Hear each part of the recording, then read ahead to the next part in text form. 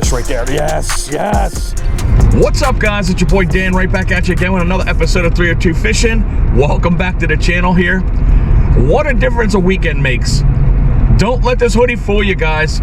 It may seem like it's fall, but in actuality today, it feels like winter.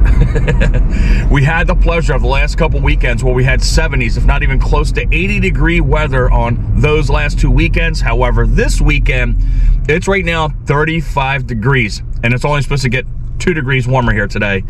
So I've got a hoodie on, I've got multiple layers, I've got long underwear on, plus I got double socks, and of course, some gloves on.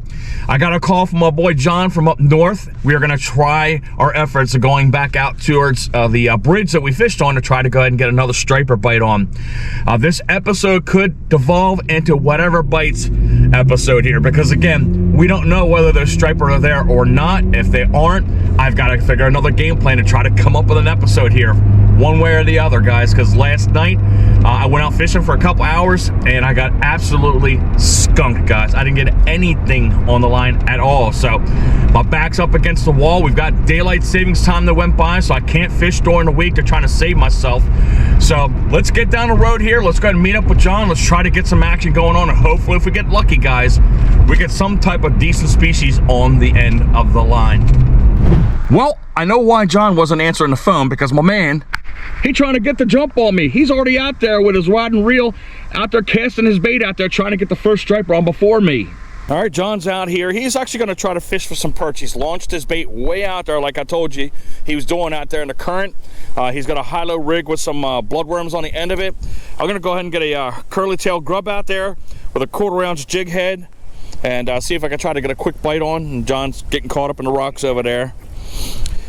Yeah, but we'll see how long it takes to get a fish on. If not, it doesn't work, we move along to another species, and John will be out following my favorite team. I'll be out in the elements while he's getting warm, watching the good old Eagles there. So let's hope they can bounce back from that last loss they had.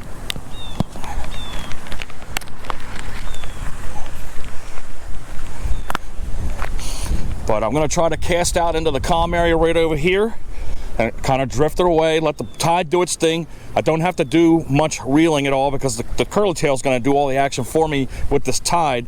And hopefully, as I'm jigging just a little bit, one of these fish will kick up on this bait and we can bring it up in front of you. Maybe. Possibly. You said just let it float on down, right? Yeah, once you get on this side, I get to come right on up in here. Right into the area right here where the... Yeah, you see how it's in there, and then it's not running so hard? And I'm just letting the tide push it away, right? And then once you get on this side of it, you start bringing it back. And yeah, she's not going down deep at all. What's that?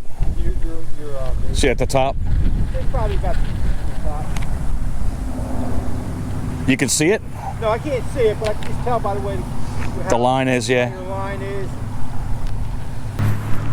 I'm going to go with the knowledge of those smarter than I, and we're going to get that heavier jig head on there, because we've got to get that down in there. Believe it or not, that water we're fishing in right in the center, many have said it is 30 feet deep. John's got a fish on. You said you got a striper? Yeah. John's got a striper on. You need a net? I don't know. All right, let me go ahead and run and get a net. That's on the high-low, but we're going to go ahead and run and get the net just in case. We got a fish on. I haven't even started tying my rig, but John's trying to fight the current with it. He thinks he has a striper on the end of the line. He said it's a striper. But we'll help him out with the net here, wherever this fish may go. You got some head shake on it? Good head shake? Yeah, he's got about 20. All right. I put a double rig on there just to get it down a little farther. Right. And once it went right over there, boom, he hit it. Nice. He hit it. I'm going to say he's about at least 20 inches. Where's he at? He's right in front of us. He's coming up the river. Oh, yeah. Yeah. There you go. John's got it. Yeah. Here we go, guys. Awesome. Yes. There you go. That is awesome, man. Look at that. Here it is, his double tandem fluke rig, guys. Look, I even got him in the tail again. All right. Good thing, guys, is we were prepared this time. And as he's trying to get that striper off of there, I've got a rule. So we can make it official. I say he's 20. You got better eyes than I do, buddy. Let's see. We're gonna look around, guys. He's pretty. He's a nice little. Alright, just come on down. Did I say 21? No, 22, man. 22? Right there's the fork, right? Okay. From the fork or from the point? I go in the middle. In the middle? Yeah. Alright, so that's a 21-inch striper John just caught right there. That double tandem rig. Perfect, man. How about that? All right, we'll give John the honors to go ahead getting rid of that fish. Good job, man. All right. I'm ready to get another. That's outstanding. That's the biggest striper I've seen by far here off of the shore, guys. I've caught some smaller ones, but nothing of that size. But they're way bigger ones in this water right here. So see how it's taking down to the right. Let's get this striper on the woo. A little feisty, but off she goes. And she's gone. All right, we got our heavier weight on there. Hopefully we can get a little further down on the water column with our single jig head. I might convert to what John is doing based on what happens next. But you can see what John's doing right now. Here's the tide, pushing real fast. He lets it slide over to the right-hand side, and you can see kind of where the water's kind of boiling at right there. That's where he's doing his jigging action at, right off to the side of that current. And that's where these striper tend to hit. But I was happy that I was able to witness what happened there a second ago, because it's always a joy to me when other people catch fish on my episodes.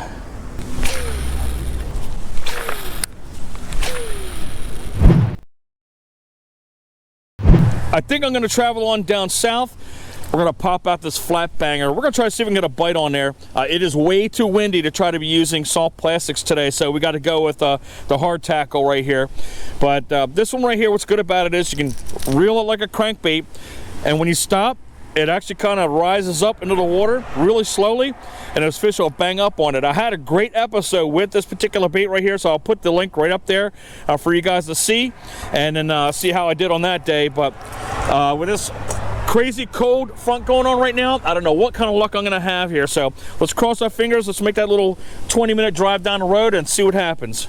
We've got people detouring us off to the right here. That is the road we should be going on in order to get to the pond that we want to go to. I got a feeling because that road being blocked off, there might be a fatality down the end of the road or a severe accident. So we got to figure out how we're going to get down to where we need to go. We had a car that smashed up here. It was a truck against a car, and the car lost. So hopefully everybody's okay with this accident. Sorry about the interruption from the GPS, but hopefully everybody's okay with that accident. It looked like all the bags got deployed on that car, and that front end of that truck got demolished somehow. But hopefully all the EMS workers and everybody else are safe, and as well as the people involved in the accident. But let's get down here. We're back up on the main highway we need to be on, and we're about maybe 12 minutes away. Let's get to work right here, and we've got a crosswind going on right here from right to left, from the other side of the pond to where we're at right here. That's the way it's blowing. So my hope is the fish are right here, but we're gonna be contented with casting into the wind. I did put a jerk bait in my pocket here, but we're gonna get through this guy some way.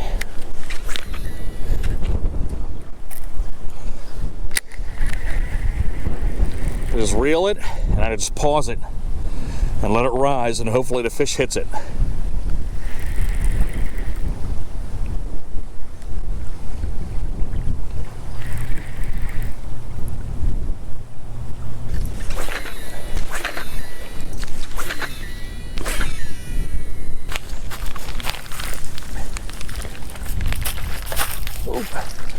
That's not good.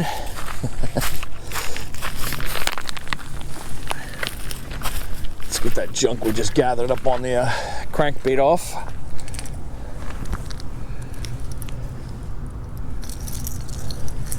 Seems a little more calmer in this corner here as opposed to out in the open air there.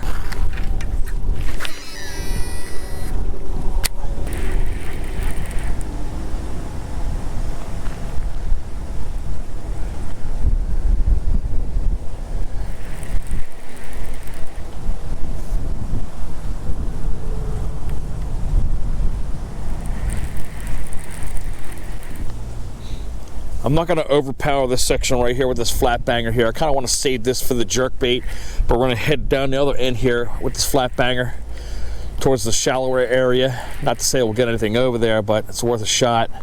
And then we'll flip over to that jerk bait. Few and far between, I'm seeing somewhat of an action here with the gizzard shad. I'm not surprised that it's been slowed down. It's like I said, it's cold out here, and the water's just the same as the air temperature practically.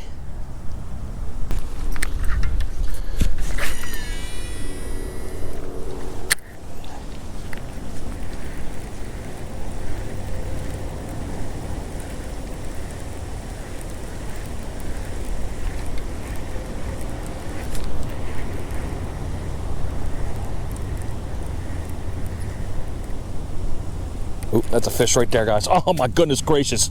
I had a fish on. Did you see that? Wow. That was a slow, steady retrieve. And that was a good tug too.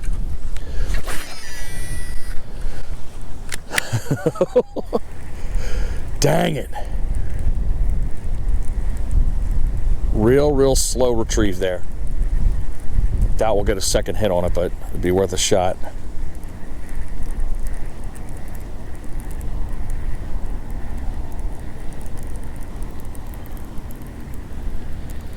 Now it's changing my perception here that we could potentially go for a possible lipless crankbait bite.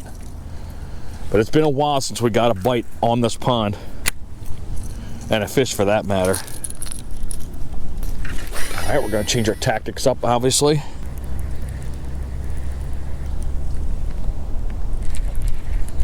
Another stick fish.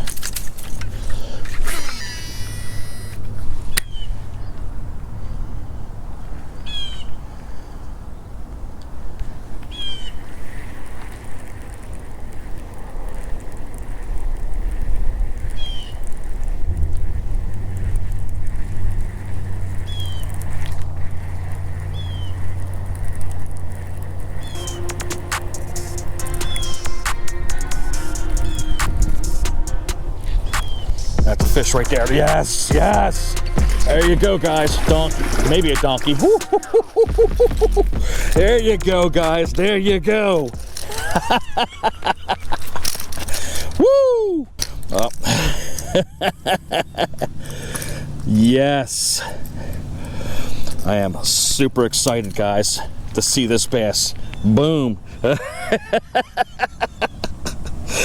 I felt that tap right there for the first time, so I just said, let me just keep doing this slow retrieve. And boom, that thing just destroyed it. It's gonna wait on that fish there real quick. I've been fishing for several weeks just to get fish on this pond, and it's been unsuccessful. But I'm feeling this fish, and this fish is cold as anything right now. Got the scale all zeroed out. Feels like 2.5, maybe 3 pounds. Let's see what we got.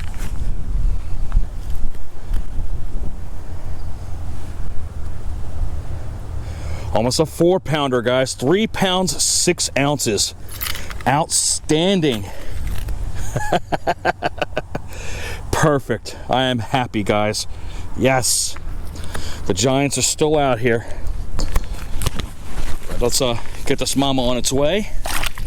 And she's gone. Despite less than ideal conditions, we were able to produce fish on the end of the line. I mean, we had obviously the extreme temperature from almost the 80s down into just above 35 degrees, and it's crazy wind that's been going on all day long today. But I want to thank John for getting a hold of me. If he didn't make that phone call, we would have never seen that beautiful striper that he put up right in front of you. A little fat schoolie, 21 inches off of that double tandem rig that he likes to use all the time. But after that, things just completely shut off other than that one little perch that you saw. But I made that call, and I was like, you know what? I wonder what I can get off of this flat banger if I go down south, because I didn't want John to show me up with a big fish. And thank God we made that call and tried a couple of cadences to get those fish to go ahead and strike up on his bait. under the conditions that we're in right now. And we got an absolute banger of a fish there to finish everything out. 3 pounds 6 ounces, almost a 4-pound bass. That's a big fat green beanbag in my mind, and I'm gonna go home with a smile on my face. So if you like that episode, guys, hopefully you're gonna give us that thumbs up right there. I would hope you consider subscribing to the channel. Go ahead and hit that notification bell to be informed of all of our future episodes. Go ahead and share it out. And I'm gonna get home. I'm gonna try to get warm, cheer for my boys, the Eagles. Hopefully they win because they're losing right now. And hope to see you guys next weekend.